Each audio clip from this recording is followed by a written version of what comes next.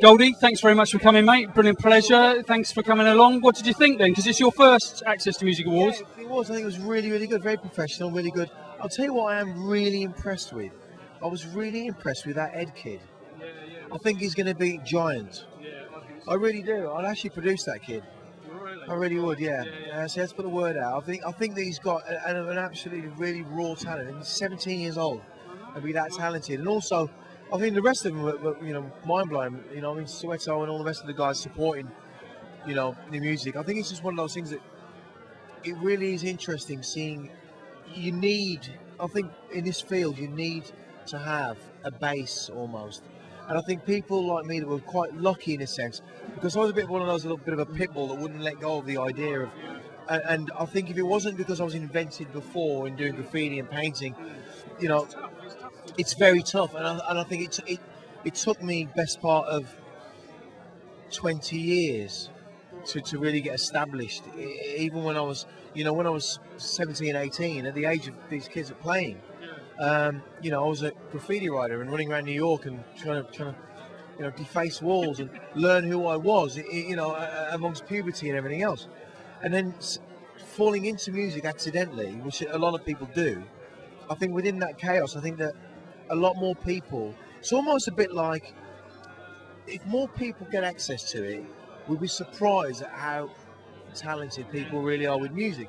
And that's the frightening thing about it, because there used to be just me in the electronic field running forward with a cutting edge genre. Now there's like loads, and there's everything behind you, and there are all of these support mechanisms as well. It's really important to get a support mechanism, because I think a good way of looking at it is, I think in England especially, when the country gets a little bit uptight or it slightly declines or it's economic, I think the one thing that we always turn to is music.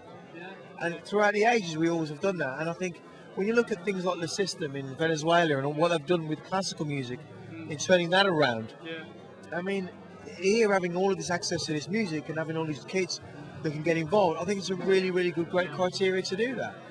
And you know what I really love as well? The fact of the live aspect. Yeah. I mean, this is good that it's all live music, and some of them haven't done hardly any gigs at all. And they're turning it out that sort of quality of music. I think it's brilliant. I mean, that shows dedication for sure. It does, and also it shows the right learning technique, because it's I think, yes, you can learn on your own, but they're not taking that away from you. They're saying, with the way that you do things, maybe we can enhance it, and that's the difference, you see. Because I think music, you can't do it for them. You can't do it, and that's really, really important that you can capture that, I think. And also, I think what we try to do is give them opportunities, because, as you know yourself, a gig is worth 1,000 rehearsals. So if we can give them real opportunities like this, real shows, we do tours as well, and you came up to the National Festival, real gigs that they can get involved with is really important, don't you think? I also think that the live gig aspect is what you call is what I call the melting pot of ideals,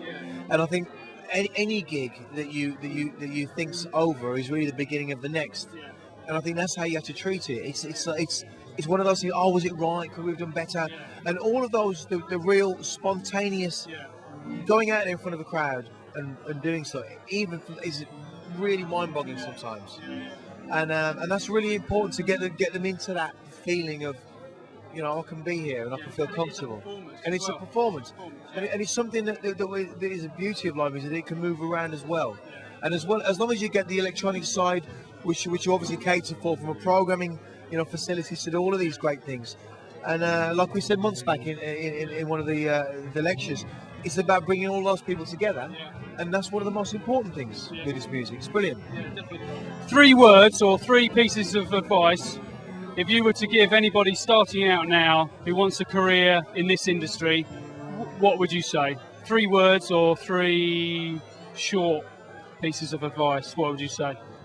Must have patience. Must have patience. It's just that you have to. It is one of those things that the one way I've always worked it out for me, and what really sends it home, is that the more work you put behind you, and the more you took under your belt, even if it's an unfinished record or something you've written, the more of that you do, something's got to give. And those are the next 3 words. Something's got to give. You know, something's got to give, and it really has to, because, you know, if you build yourself up with that attitude, it just has to. It's going to get pushed out of you, whichever direction it goes, and that's really important to keep nestling and nurturing what you've got. Yeah.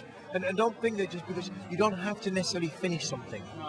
And I think a lot of kids today, they're into this perfection of finishing, and it's about the ideals. Get one away, get out there, get one away, and get it away and do it. Yeah, brilliant. Goldie, always a pleasure, mate. Thanks We do appreciate your support, and hopefully we'll see you again at some other events. You're going to bring a spare set of trousers for you next time, Jono. So you can Top fix man. these flies. Thanks.